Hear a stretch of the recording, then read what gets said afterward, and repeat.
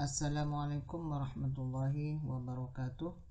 Perkenalkan, nama saya Hafidi dari kelas A21.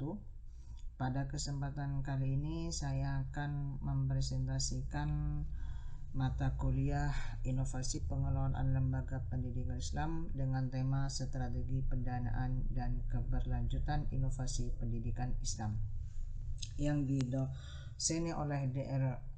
Ismi Salsa Sofiawati, MPDI. Untuk menyingkat ketu, kami akan langsung membacakan. Pertama, pendahuluan. Inovasi pendidikan Islam memerlukan pendanaan yang memadai untuk implementasi dan keberlanjutan. Harus ada dana untuk pendidikan Islam akan berlanjut.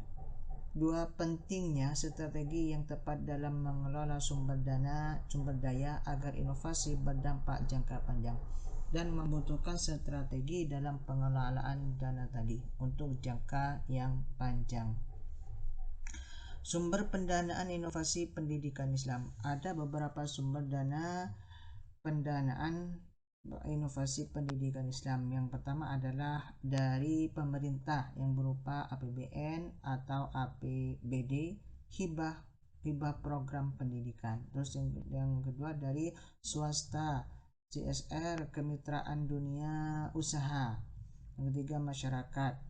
Masyarakat ini berisi donasi, zakat, infak, dan wakaf.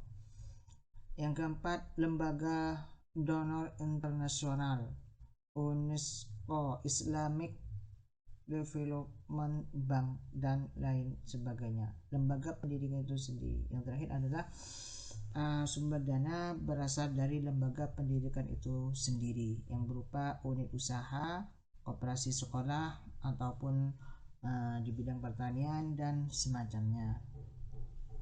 Seterusnya, strategi pengelolaan dana inovasi. Kalau sudah ada dananya, maka harus ada strategi pengelolaan dana inovasi tadi sendiri. Yang pertama, harus perancangan anggaran yang partisipatif dan transparan, diversifikasi sumber pendanaan, pengawasan dan akuntabilitas keuangan berbasis teknologi, pemanfaatan dana sesuai prioritas kebutuhan inovasi. Jadi dananya di sini dimanfaatkan dengan sungguh-sungguh.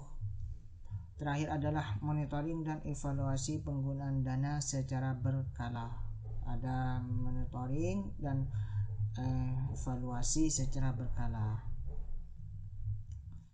Tantangan dalam pendidikan, dalam pendanaan dan keberlanjutan. Jadi semua hal itu mesti ada tantangannya.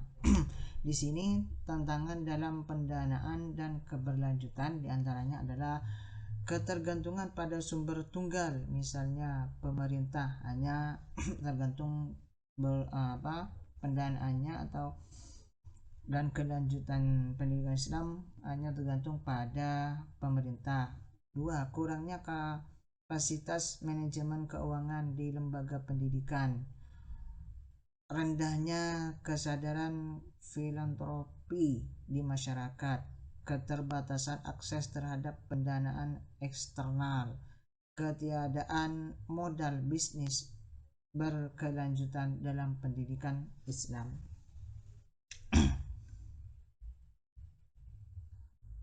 Terus, peran manajemen dalam pendanaan dan keberlanjutan. Merancang strategi pendanaan jangka panjang, membangun jejaring dengan donor dana dan mitra strategis, meningkatkan kapasitas SDM dalam pengelolaan keuangan.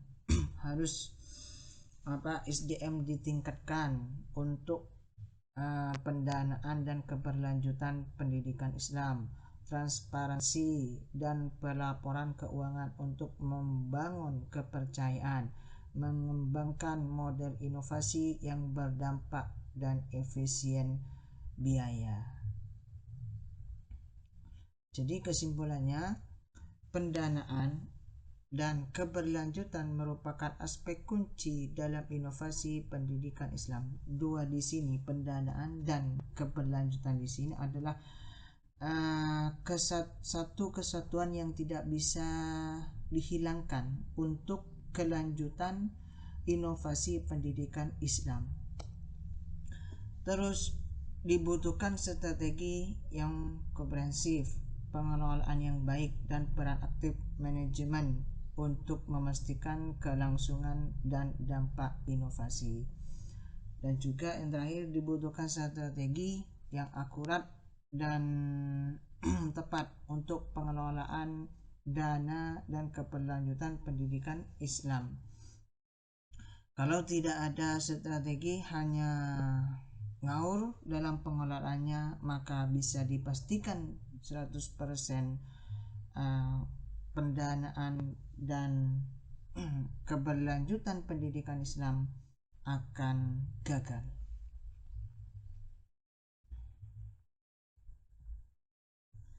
Demikian dari kami. Apabila ada kesalahan, yang jelas itu adalah dari kami sendiri. Apabila memang ada yang benar, itu murni hanya dari Allah. Akhiran minna, wassalamualaikum warahmatullahi wabarakatuh.